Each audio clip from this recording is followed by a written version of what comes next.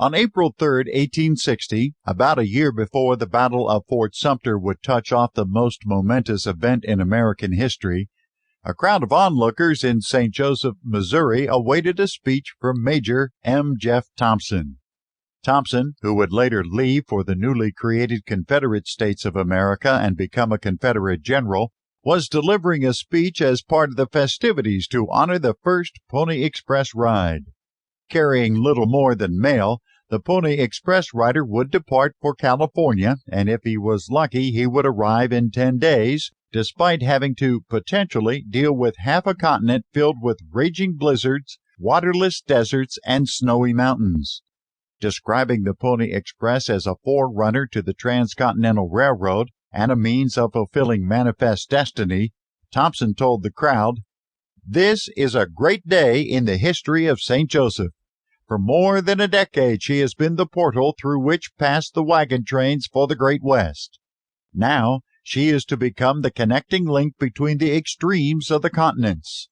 For the first time in the history of America, mail will go by an overland route from east to west. The time will come when steam will drive a railroad train through those fastnesses and bear passengers from St. Joseph to California in less than a week."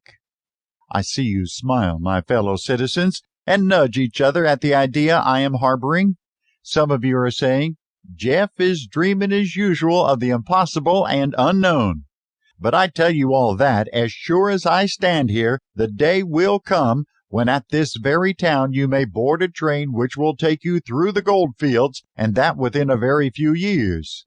More than that, I say to you, the wilderness which lies between us will blossom as the rose. Cities will spring into existence where the Indians and buffalo now hold possession.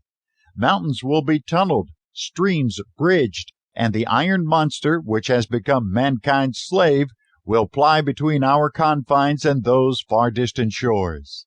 As the Indian vanishes, the white man takes his place. Commercial activities will replace the teepee and the campfire. Schools and colleges will spring into existence, and the refinements of civilization will span the continent. Of all these things, the California Overland Express is the forerunner. Hardly will the cloud of dust which envelops the galloping pony subside before the puff of steam will be seen upon the horizon. Citizens of St. Joseph, I bid you 3 cheers for the Pony Express, 3 cheers for the first overland passage of the United States Mail. Although Thompson's speech discussed the importance of the land, the success of the Pony Express was measured by time. For example, a jaunt that began on April 9, 1860 from Salt Lake City, Utah, and ended 3 days later on April 12 in Carson City, Nevada, was measured by its time of departure, 6:45 p.m., and judged by when it arrived, 2:30.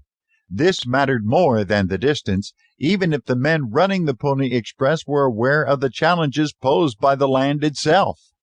That said, it was the land and the territorial ambitions of the nation that demanded a coast-to-coast mail service. The Mexican-American War had resulted in the U.S. gaining California, Texas, and the lands in between. American settlement was also pushing ever further west and proving unstoppable, even when there was no official support from the U.S. government. The Mormon Exodus of 1848 had birthed the Utah colony of Deseret, and then came the discovery of gold in California just 2 weeks after the so-called Mexican Cession ended the Mexican-American War.